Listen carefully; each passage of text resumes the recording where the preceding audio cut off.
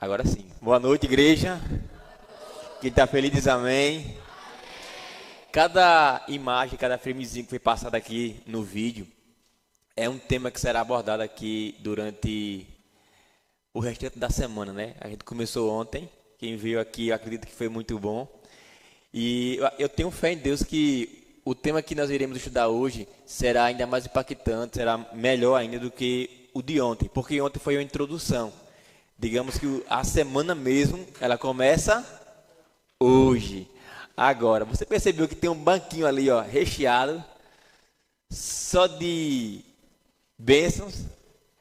Essa aqui é a minha turminha ali de toda terça-feira. Aí, ó.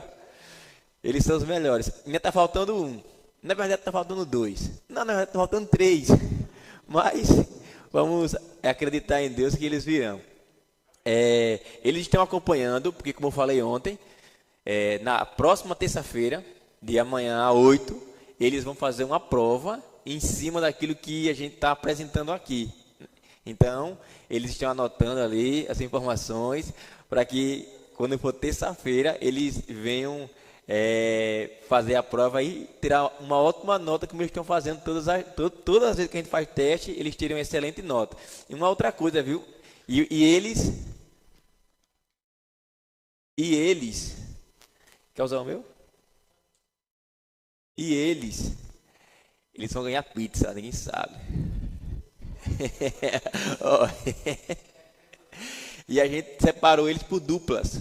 Aí o Dante perguntou: quem vai ser minha dupla, tio? Olha aí do seu lado aí, ó, a sua dupla aí, ó. Vamos lá? Bora começar, porque hoje é um pouco, digamos que, longo, mas vai dar certo, amém? Deixa eu só abrir aqui. Pronto.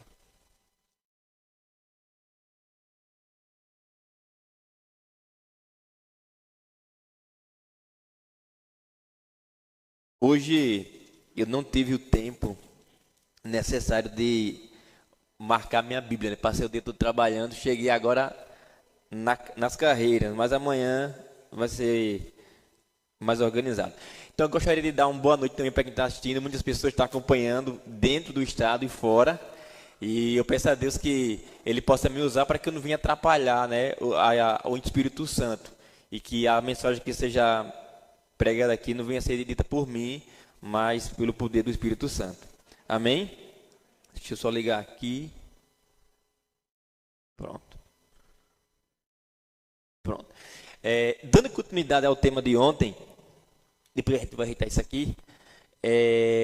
O tema de hoje é o Reino de Ouro. Eu decidi colocar esse título porque no livro do pastor Elias Brasil, ele dividiu a estátua por reinos. E o primeiro reino que ele colocou lá foi o Reino de Ouro. Esse é o estudo que nós iremos fazer hoje. Iremos estudar o Reino de Ouro. Interessante aqui, irmãos, no livro do pastor Elias Brasil, que tem como título Daniel, uma profecia para os nossos dias. Ele é muito bom, é um livro pequeno, mas traz muito conhecimento. Inclusive, a gente está fazendo uma série de profecia todo terceiro domingo do mês. E nesse livro, o pastor Elias Brasil, ele faz uma introdução muito pertinente, muito interessante sobre isso aqui, ó. Olha o que ele escreveu. Os antigos governantes do Oriente Médio eram obcecados por sonhos. Por isso, os babilônios mantinham uma classe especializada na interpretação de sonhos. Sabendo disso, Deus concedeu um sonho a Nabucodonosor, pois sabia que o rei o levaria a sério. Então, eu quero que vocês entendam uma situação muito importante aqui. No Oriente Médio, onde estava a Babilônia, eles tinham como cultura a interpretação dos sonhos. O negócio lá era tão sério, mas era tão sério, que eles tinham pessoas especializadas nessa área. Digamos que eles estudavam, né, os sonhos, os astros, para poder interpretar os sonhos. E Deus, sabendo disso, Deus não deu esse sonho a qualquer pessoa. Ele deu a pessoa certa. Porque quantas pessoas havia em Babilônia? Havia milhares de pessoas. Mas nenhuma dessas pessoas seria o sonho traria mais impacto como o rei Nabucodonosor. Olha que interessante essa outra parte aqui, que é do livro. No mundo antigo, acreditava-se que os sonhos traziam mensagens do reino divino. Por isso, eram tratados com reverência. Você percebeu que quando Nabucodonosor teve o sonho, ele ficou o quê? Assustado. E ele convocou toda a realeza para que esses indivíduos pudessem compartilhar o sonho para ele. O negócio era tão sério que se eles não explicassem para o rei o sonho que ele teve, eles seriam o quê? Mortos. Você percebe que Deus escolheu a pessoa certa? Você percebe que Deus escolheu o indivíduo perfeito para que esse sonho pudesse ter créditos suficientes? Hoje, nós iremos dar continuidade ao sonho do rei. O tema que eu escolhi aqui para começar o sermão de hoje é o significado do sonho. E nós iremos começar o sermão de hoje com o último verso que nós usamos ontem. E eu peço a vocês que abram aí a Bíblia de vocês em Daniel 2, capítulo 36. Ou melhor, desculpem, capítulo 2, versículo 36. Quando você achar, diga amém. Se você não achar, a gente espera você encontrar para que a gente possa acompanhar juntos. Hoje vai dar tempo da gente ir mais calmo. Ontem foi correria. Nem a internet estava ajudando. Mas amanhã vai ficar melhor, viu? Não se preocupe não. Amém? Vamos fazer uma oração, porque é como eu sempre gosto de falar, né? Toda vez que a gente abre esse livro, nós precisamos da orientação do Espírito Santo. E somente Ele pode fazer com que nós venhamos a compreender e a entender o sonho. Ou melhor, a mensagem. Deixa eu só me achar aqui. Pronto. Vamos orar? Querido Deus, que essa noite nós possamos ouvir mais uma vez a Tua voz. Que eu, Senhor, possa ser apenas um instrumento em Tuas mãos. E assim como o Senhor falou de forma poderosa e extraordinária, pelo meio do Teu Filho, do Teu servo Daniel, que essa noite eu seja Daniel em Tuas mãos. E que cada pessoa que se encontra aqui possa entender e possam aceitar a Tua mensagem. Por favor, Senhor Deus, venha abençoar cada pessoa que aqui se encontra. Venha abençoar, Senhor Deus, a cada família, de forma presencial ou virtual.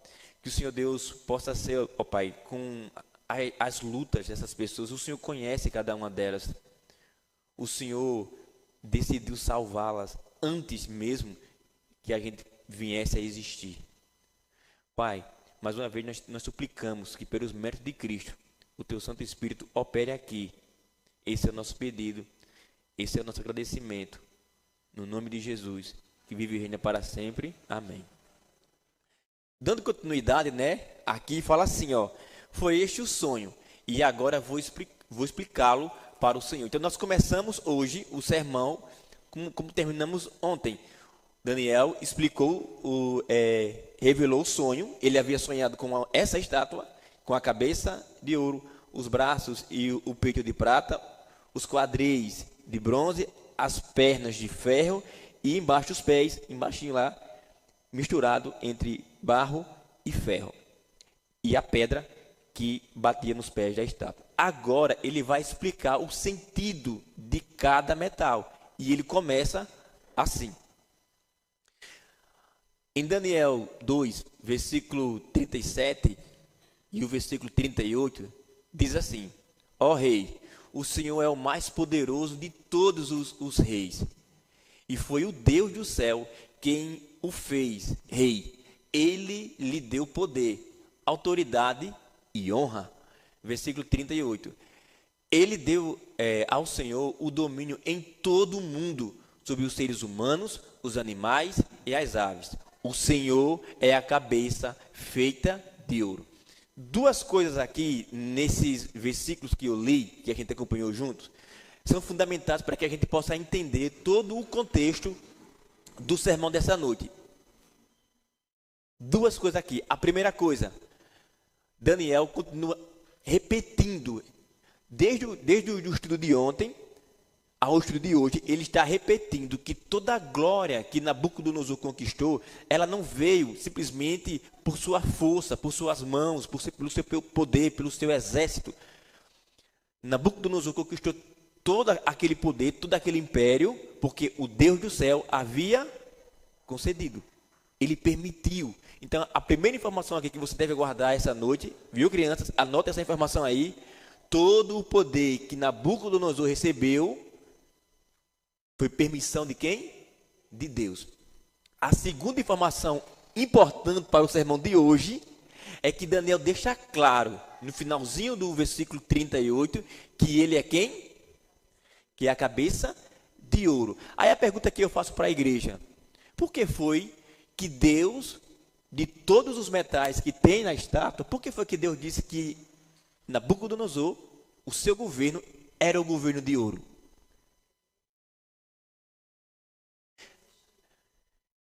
Está dentro do contexto, está certo. Mas nós podemos ampliar a resposta dela. Eles eram muito religiosos. E no panteão babilônio, ou babilônico, não sei se essa é a expressão correta, eles tinham várias divindades. Mas a principal divindade era Bel-Marduk. Existia uma estátua de mais ou menos 18 metros de altura. E essa estátua, ela era banhada a ouro.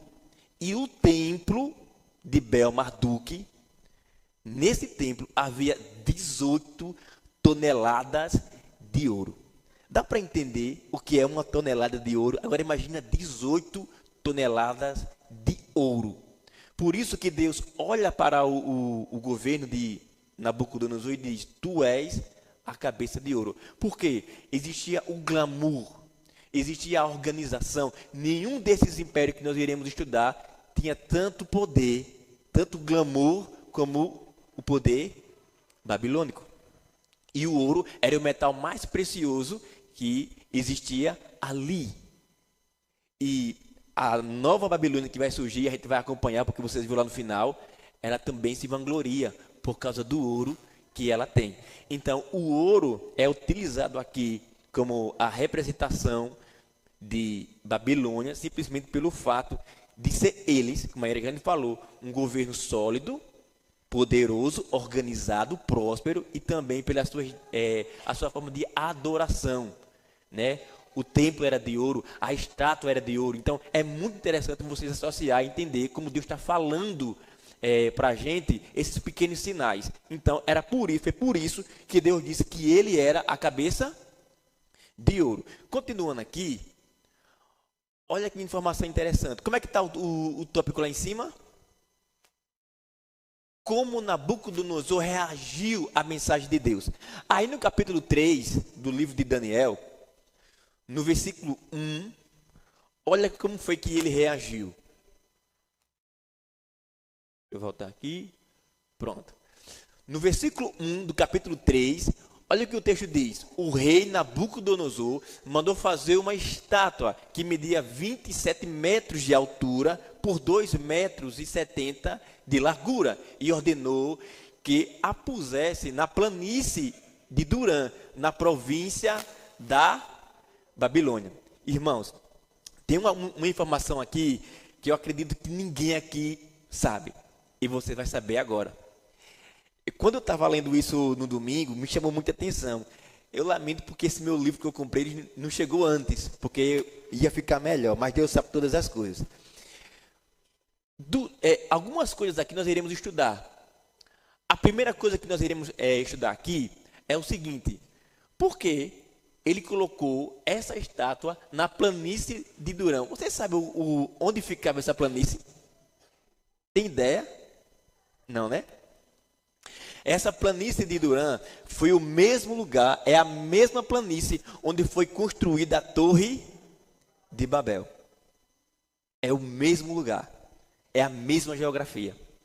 Eu não vou entrar em detalhes agora, porque lá na frente, daqui a pouco, a gente vai ter uma explicação melhor sobre isso. Mas só para que vocês fiquem mais assim, atentos ao sermão. Uma outra coisa que chama atenção aqui, sabe o que é?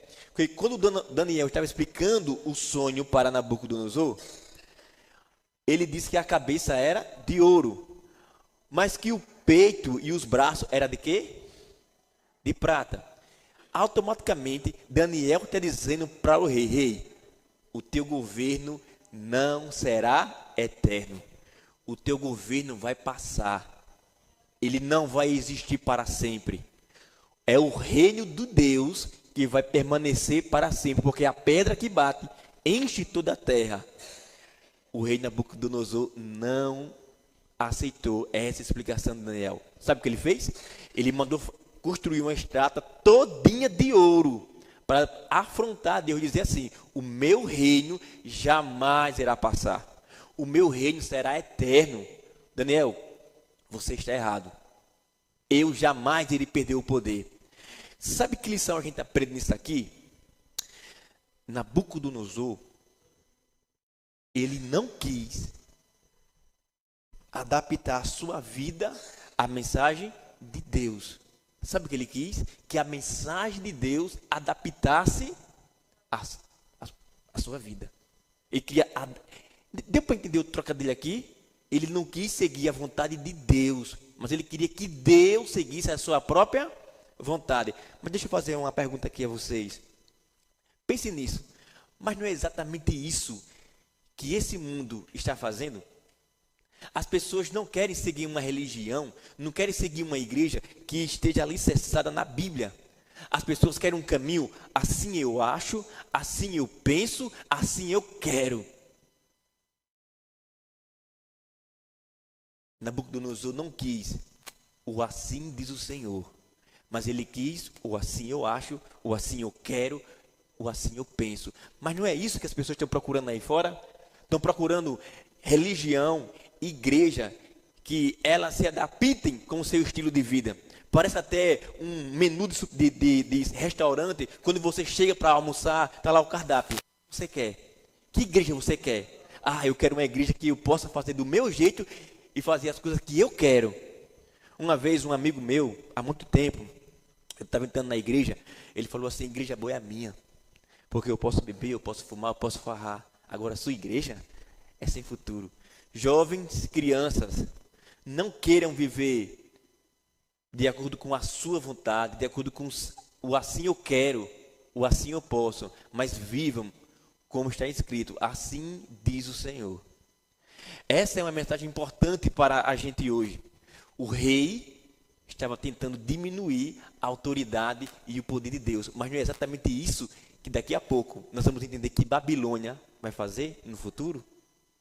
Mas caminhando para frente, por causa do nosso tempo, que ele é precioso, olha o que aconteceu aqui. Depois de construir a estátua, de afrontar a Deus, olha o que ele fez. No versículo 2, do mesmo capítulo 3. Depois ordenou que todos os governadores regionais, os prefeitos, os governadores das províncias, os juízes, os tesoureiros, os magistrados, os conselheiros e todas as outras autoridades viessem à cerimônia de quê? De inauguração do quê? Da estátua. Aí o versículo 6. Quem não se ajoelhar e não adorar a estátua será jogado na mesma hora em uma fornalha acesa. O meu reino não vai passar. O meu reino é eterno. E ai daquele que se levantar contra a minha autoridade. E ai daquele que se levantar contra o meu poder. Porque se você se levantar, se você não adorar, você vai o quê? Morrer. Nós tínhamos aqui a religião e o Estado.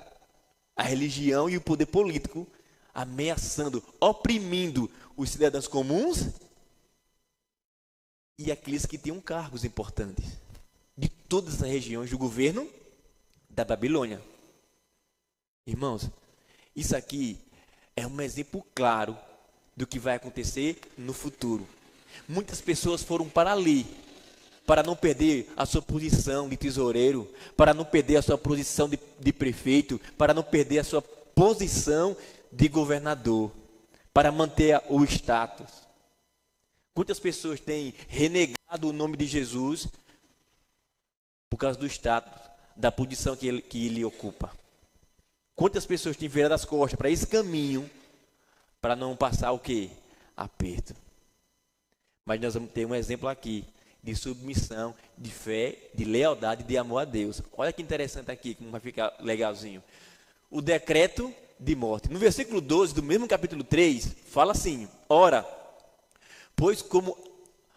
o Senhor pôs como administradores da província da Babilônia alguns judeus. Esses judeus, Sadraque, Mesaque e Abednego, não respeitam o Senhor, não representam o culto ao Deus do Senhor, não adoram a estátua de ouro que o Senhor mandou o quê? Mandou fazer. Então existia um grupo de pessoas, 3 pessoas ali, que não se prostraram, que não adoraram a ordem, a religião e o governo de Nabucodonosor. E isso chamou a atenção daqueles que estavam olhando. Irmãos, uma coisa eu vou dizer para você. Esses 3 exemplos desses 3 jovens é para mim e para você hoje. Sabe por quê? Porque ser submisso a Deus, fazer o que é certo, muitas das vezes vai causar nas pessoas inveja. Muitas vezes vai causar nas pessoas o quê? Raiva. Muitas vezes as pessoas vão ficar iradas porque você escolheu caminhar com Deus. Aqui nós aprendemos que existem pessoas nesse mundo que não suportam ver você na presença de Deus. Tem pessoas nesse mundo que não querem que você esteja aqui essa noite. Tem pessoas nesse mundo que não se alegra no caminho que você escolheu caminhar. De um mundo que você renunciou, das coisas erradas que você vivia, quando você virou as costas para esse mundo, para viver na presença de Deus, ao invés de as pessoas te abraçar, elas viraram as costas para você, elas começaram a te julgar. Aqui nós temos um exemplo de 3 jovens que decidiram caminhar na ordem e na obediência a Deus. E o que isso gerou não foi bônus, não na terra, sim no céu. Esse é o grande divisor de águas aqui. Mas olha o que acontece. Pois bem, versículo 15. Pois bem, será que agora vocês estão... O rei mandou chamar eles. Eles foram levados à presença do rei. E olha o que acontece aqui. Pois bem, será que vocês estão dispostos a se ajoelhar e adorar a estátua logo que os instrumentos musicais começarem a tocar? Se não, vocês serão jogados na mesma hora numa fornalha acesa. E quem é o Deus que os poderá salvar? Isso me lembra algumas coisas que as pessoas comentam da gente, né? Você come no sábado? Você toma banho no sábado? Você faz isso no sábado? Você faz aquilo? Mas olha que interessante aqui. Pois bem, vocês não vão se descurvar. Eu vou dar uma oportunidade para vocês. A música vai tocar. Irmãos, eu estava lendo ontem no livro. Sabe o que significa essa música aqui? É um louvor. É um ritual de adoração. As pessoas que ali estão ouvindo essa música, estão se prostrando, estão adorando ao Deus que Nabucodonosor serve. Aí eu pergunto, a música que a gente está ouvindo, que música é essa? Que adora que Deus? O que morreu na cruz? Ou Deus desse mundo? Pense bem no tipo de louvor que você está colocando dentro da sua casa. O louvor pode até te emocionar. O rock também emociona. O pagode emociona. Sabe qual é o verdadeiro louvor? O verdadeiro louvor a gente vai aprender agora o que é. O verdadeiro louvor é eu e é você. Sermos submissos à vontade de Deus. Isso é de fato o verdadeiro louvor. Olha, o louvor vai tocar. E quando o louvor tocar, entre no clima de adoração e se prostre. Porque se você não fazer isso, eu quero ver qual é o Deus que poderá salvar a sua vida. Se você ficar desempregado por causa do sábado, tu vai viver de quê? Você vai comer o quê quando você não tiver mais o sábado? Trabalhando. Porque você vai encontrar emprego. E aí? Mas não é exatamente isso que o mundo está fazendo hoje?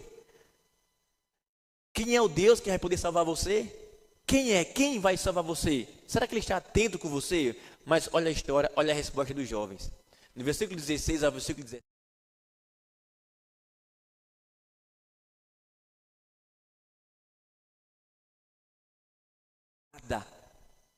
Nós não vamos dialogar. Não, nós não vamos.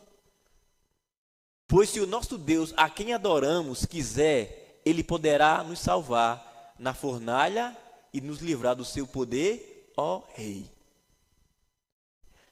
Irmãos, eles foram curto e grosso.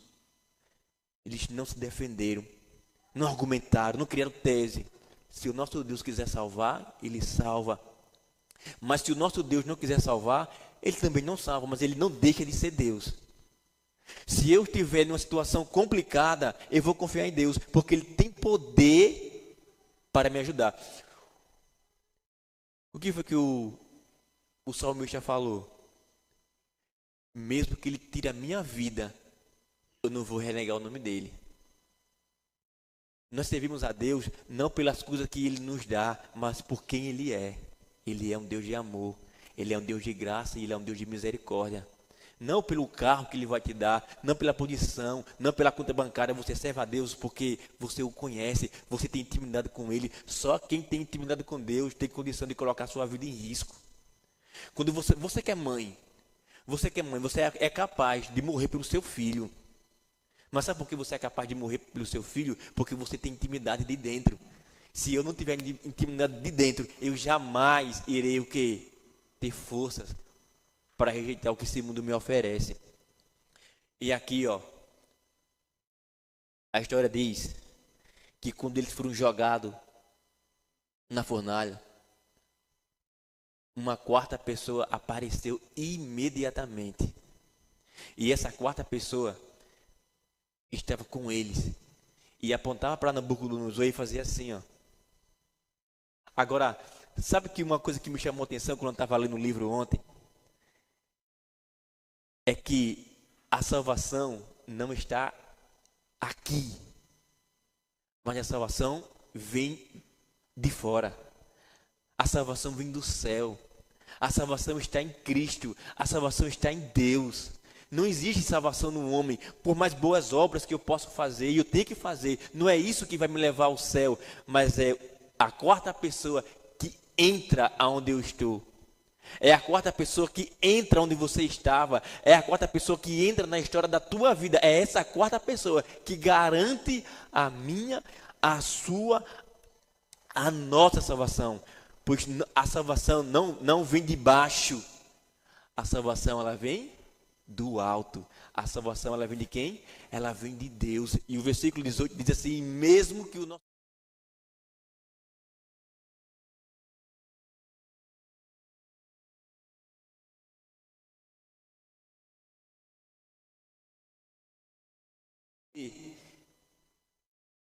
e quando a quarta pessoa chegou, só, como dizia o meu finado avô, só o mormaço da temperatura matou os soldados que estavam ali próximo à lareira. Se você já viu como é que é o nome que bate tijolo?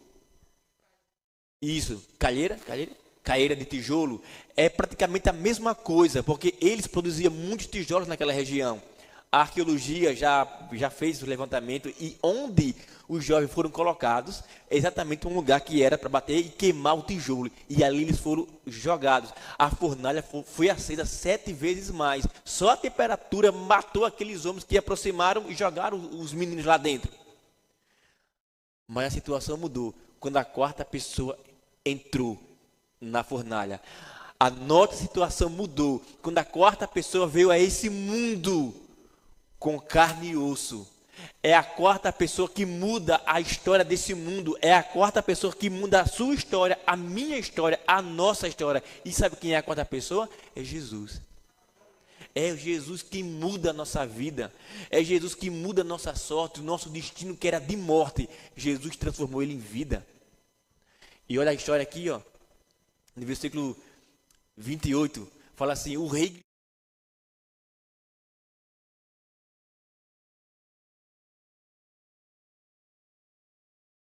salvou os seus servos.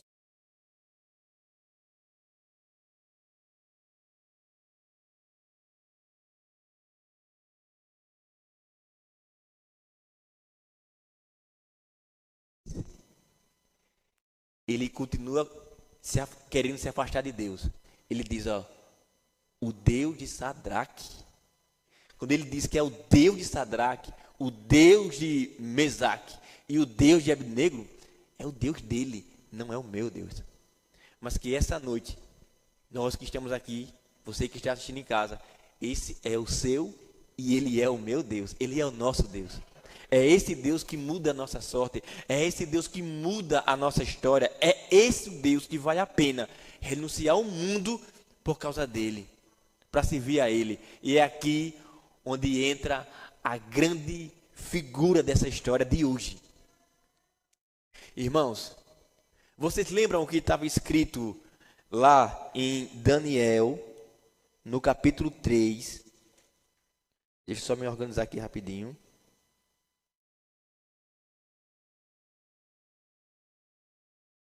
Quando ele convoca todos os seus súditos a prestar conta, a se prostrar diante da imagem. É o versículo 2 do capítulo 3. Abram as suas Bíblias nessa passagem aqui, ó, 2 Reis 24, versículo 17. Abram a sua Bíblia em 2 Reis 24, versículo 17. E eu vou abrir a minha aqui em Daniel 3, versículo 2. Vamos lá? Todo mundo achou aí? Eu sei que o sermão de hoje é um pouco longo, mas vai valer a pena até o final. Amém? Olha que interessante.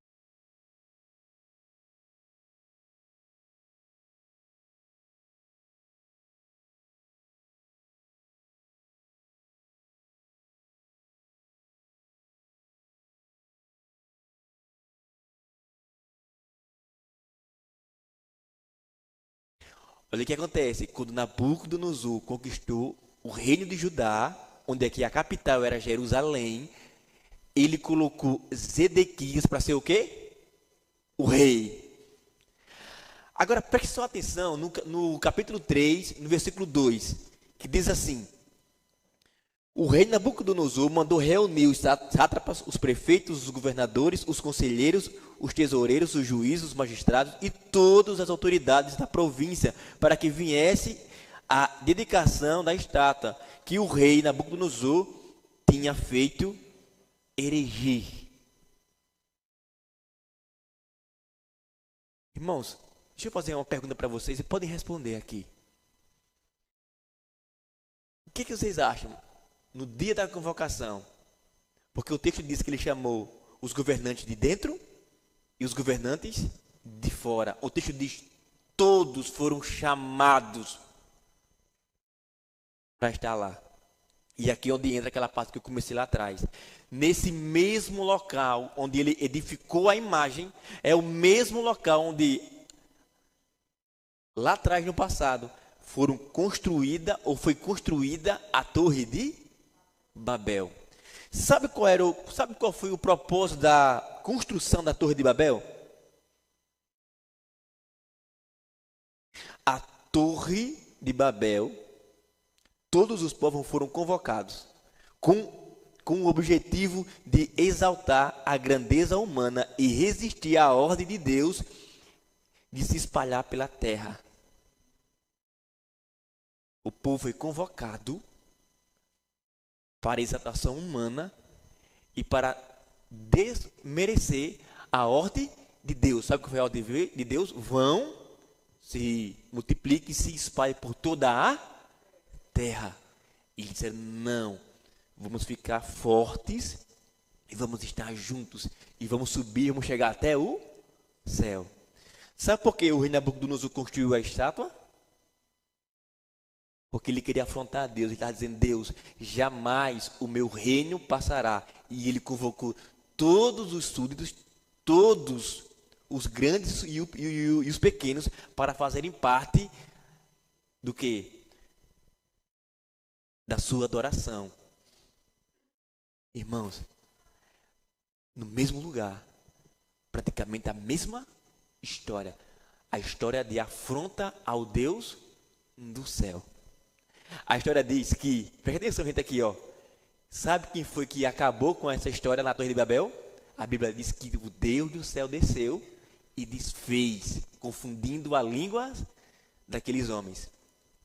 E sabe o que acontece aqui novamente? O Deus do céu desce, entra na fornalha ardente e salva os seus filhos. Repito, A salvação, ela não vem de baixo, mas ela sempre virá de quem? Do alto, do trono de Deus. E voltando para aqui para a história, deixa eu fazer uma pergunta a vocês aqui. Vocês acham que se uma quarta pessoa tivesse permanecido em pé, você acha que a Bíblia negaria essa informação? O que isso nos faz pensar? O que isso nos faz entender? E o rei Zedequias, o rei de Judá, na hora que a música tocou, pela posição que ele ocupava, ele se prostrou. Mas 3 jovens, tementes a Deus, sem apego à própria vida, mas apego ao Deus do céu, decidiram dizer não. Aí você pode perguntar, mas Diego, Daniel não é citado. Alguns teólogos acreditam que, por implicações do governo de Nabucodonosor, ele poderia ter feito uma viagem para terras distantes, a pedido de quem? Do rei. Esse é o motivo de que Daniel não aparece nessa história. Diego, e essa história nos diz o quê? Essa história nos diz que nós não devemos nos apoiar em figuras importantes, artistas, políticos. A única coisa que nós devemos nos apoiar e nos firmar é no Deus do céu. Porque muitos, por causa da sua posição, renegarão o nome de Deus. Mas aquele que amar a sua vida, perdê-la-á. E aquele que perder a sua vida, achá-la-á. Pense nisso. Deixa eu correr aqui, o sermão é longo. Eu vou pular isso aqui, por causa do tempo. Babilônia é caracterizada por orgulho e arrogância. Isso aqui é muito importante, irmãos. No capítulo 4, no versículo 30, diz assim, ó. E disse, como é grande a cidade de Babilônia, como com o meu grande poder eu a construí para ser a capital do meu reino, a fim de mostrar a todos a minha grandeza e a minha glória. Deixa eu fazer uma perguntar. Alguém consegue fazer alguma coisa sozinho? Grande. Por isso que ele está o quê? Ó? Na arrogância e no orgulho. Irmãos, primeira coisa, ele só conseguiu o êxito que conseguiu porque Deus permitiu. Segundo, homens lutaram por eles. Exércitos marcharam em nome do rei Nabucodonosor.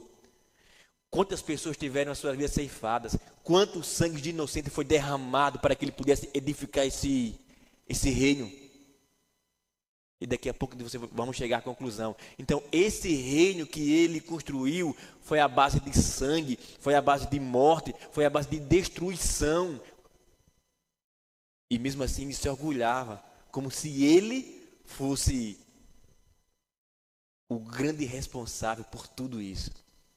Isso se chama orgulho e arrogância. Mas você sabia que existe uma outra Babilônia, cheia de orgulho e arrogância, que dentro de pouco tempo ela se levantará em nossa geração? Lá no Apocalipse 13, vamos acompanhar aqui por causa do tempo, a partir do versículo 4, diz assim: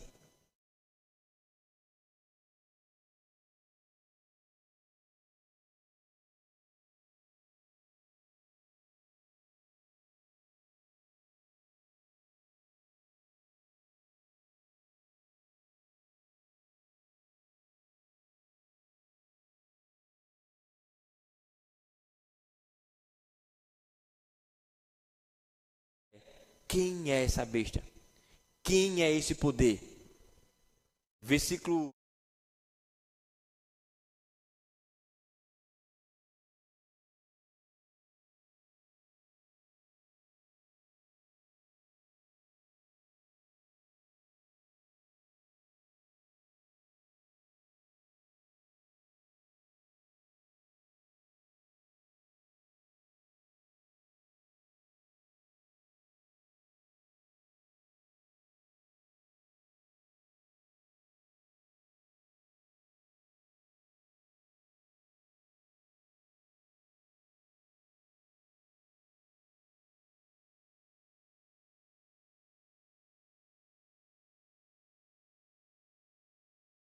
da terra.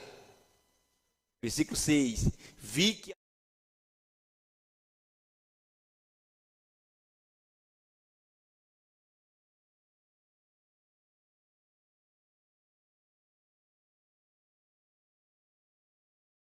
em profecia fala de mulher, está falando de igreja.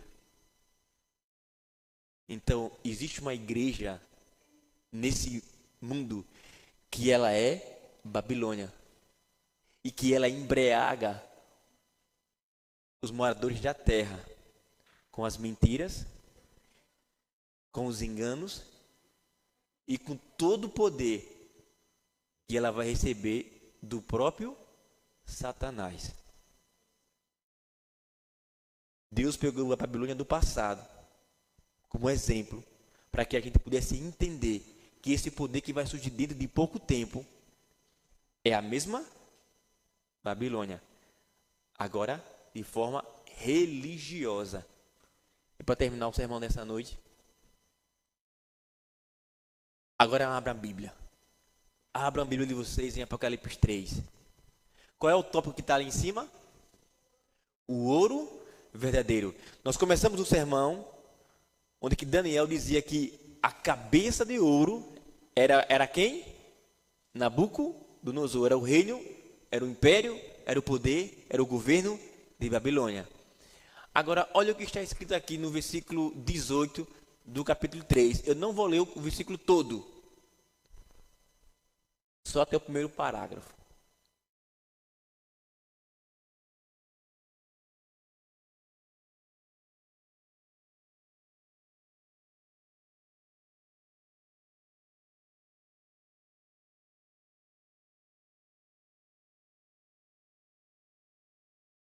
Qual é o objetivo de comprar ouro refinado do fogo? Porque Jesus está pedindo para que o seu povo compre ouro refinado do fogo.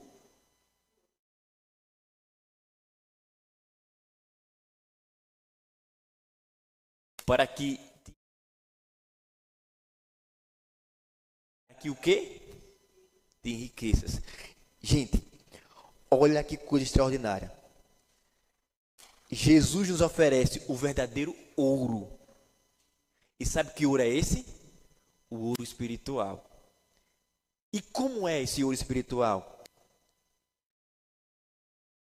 Ele quer transformar o seu, o meu, o nosso caráter. Porque esse ouro refinado que nós devemos comprar é o caráter de Cristo. Quando eu aceito Jesus como meu Senhor e como seu Salvador, eu me torno um cristão. Você sabe o que significa a palavra cristão? A palavra cristão significa pequenos cristos. Gente, olha para o governo de Babilônia. O ouro aqui que foi conseguido, que foi conquistado, foi com morte, foi com derramamento de sangue inocente, foi com arrogância, foi com orgulho. É o ouro falso, é o poder da ilusão, é o poder das trevas. Mas o ouro que Jesus nos oferece, ele conquistou com sua entrega, com sua humildade, com sua submissão, com sua obediência a Deus. É esse ouro que ele deseja que eu e você possamos adquirir dele, comprar dele. É o ouro verdadeiro, é o ouro que vai permanecer eternamente. O ouro de Nabucodonosor é o ouro desse mundo que termina com a morte, que termina com a destruição. Mas o ouro que Jesus nos oferece é o ouro eterno. É o seu caráter que foi testado em todas as coisas, semelhante a nós, mas diferente de mim, diferente de você. A Bíblia diz que ele não pecou, ele permaneceu de pé.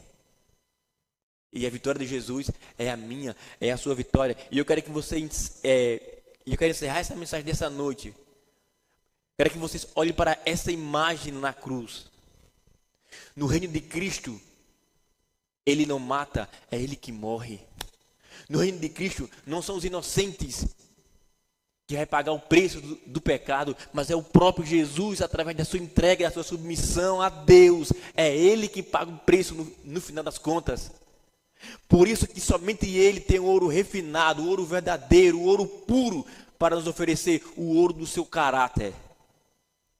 Porque no final da história, esse ouro aqui não vai valer de nada, mas o ouro, Cristo Jesus, vale tudo. Que nós possamos nos despertarmos enquanto há tempo e enquanto é tempo. E que possamos viver a religião, não do assim eu quero, não do assim eu posso, não do assim eu acho, mas do assim diz o Senhor. Compre de mim ouro refinado, para que você de fato seja rico. Rico é aquele que constrói a sua riqueza nas mansões celestiais. E Jesus está nos chamando, está nos convidando para aceitar essa verdadeira riqueza, para que de fato você e eu sejamos o quê? Rico. Convidar a Franciele para vir louvar a Deus.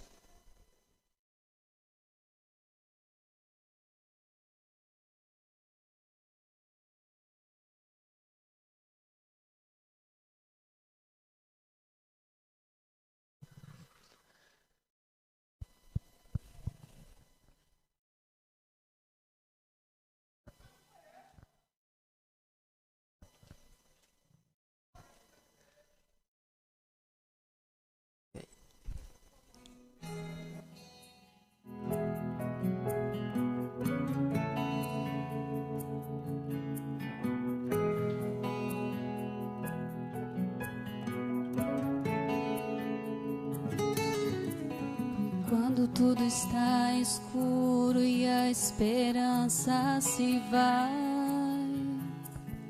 quando os fardos são pesados e nos fazem perder a fé, quando a jornada é longa e as feridas trazem a dor, só no eterno é possível voltar a sorrir. Nos braços da graça do Pai é onde a cura está. Ele é quem vai secar as lágrimas do coração.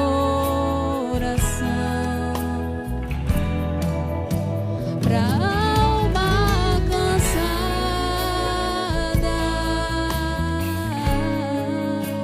descanse nas mãos de Deus. Ouça sua voz e assim você irá voltar a ser feliz.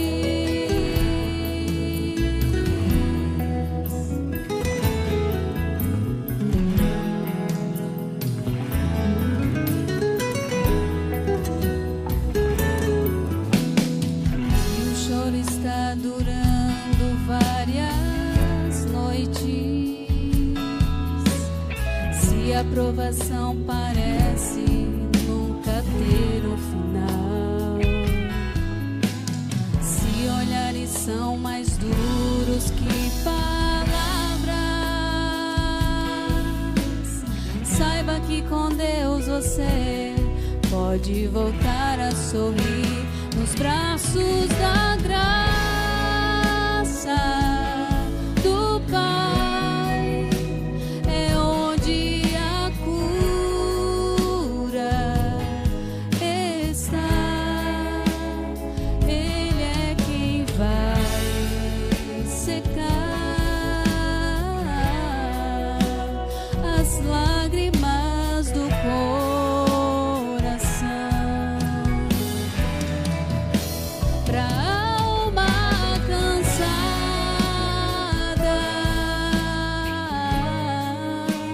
descanse nas mãos de Deus. Ouça sua voz e assim você irá voltar a ser feliz. Não há dor, não há tristeza, não há nada impossível para esse Deus. Se você respira, louve e encontre forças pra voar.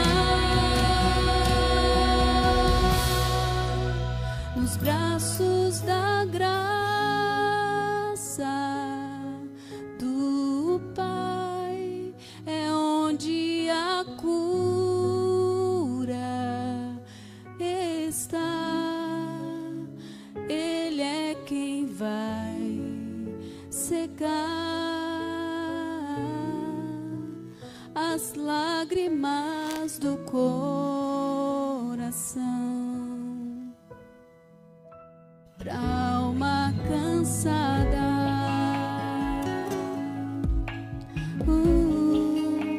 descanse nas mãos de Deus. Ouça sua voz e assim você irá voltar a ser feliz.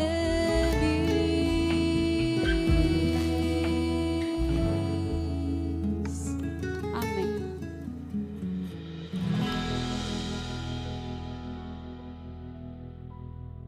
O louvor bonito, né? Essa noite, Jesus, ele conhece as suas lágrimas. Ele vê o seu sofrimento, ele vê o seu choro, ele sabe o seu anseio, ele sabe que você já não suporta mais, ele sabe que você deseja aquilo que esse louvor mais tocou, felicidade. E essa noite, ele nos convida, através do seu Santo Espírito, ele quer te dar aquilo que você tanto busca. Mas isso que você tanto busca, a felicidade, ela não está no reino desse mundo, mas a felicidade está na pessoa de Jesus. Que essa noite você possa orar a Deus e falar assim: Deus, eu quero ser feliz de verdade, mas eu quero ser feliz do teu jeito, no teu reino. E eu sei que o teu reino começa aqui, começa agora. Gostaria de fazer um apelo ao seu coração. Acredito, parece que tem mais gente hoje do que ontem, né? Eu entendo que foi por causa da chuva. Eu sei como é difícil sair. Mas se Deus tocar no seu coração e você sentiu que essa mensagem foi relevante para a sua vida, eu peço que no nome do Senhor Jesus você esteja aqui amanhã, porque amanhã nós iremos estudar o peito e os braços de prata. E nós vamos entender que Deus trabalha nos que estão aqui, mas também Ele trabalha naqueles que estão lá fora. E Ele deseja, do fundo do coração dele, que cada um aqui esteja aqui amanhã. E se possível, como diz o Desmond Dodd, não sei se esse é o nome dele, que o Senhor nos ajude a trazer mais um. Que Deus nos abençoe. Que Deus te faça feliz. E que Deus nos leve em paz e em segurança para onde? Para nossas casas. Quem gostou diz amém. Amém. Quem vai vir amanhã? Amém. Vamos, os meninos vão vir. E vocês também, em nome de Jesus. Depois da oração, a Franciela vai receber a sua lembrancinha. Acho que a Irajane vai entregar a ela a lembrancinha de hoje. Amém? Querido Deus, nós não queremos a riqueza desse mundo. Nós não queremos a glória dessa terra. Nós não queremos a glória de baixo. Mas nós queremos, ó Pai, o ouro do alto.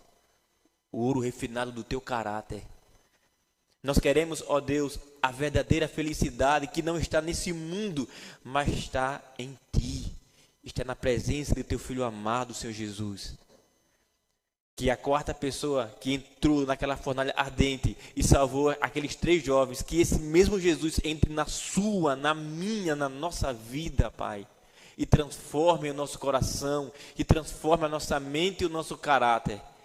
E que Ele nos dê, ó Pai, a sabedoria e a porção dobrada do Teu Santo Espírito, para que possamos fazer a mesma escolha daqueles 3 jovens, de sermos submissos a Ti, independente da situação que estivermos colocados.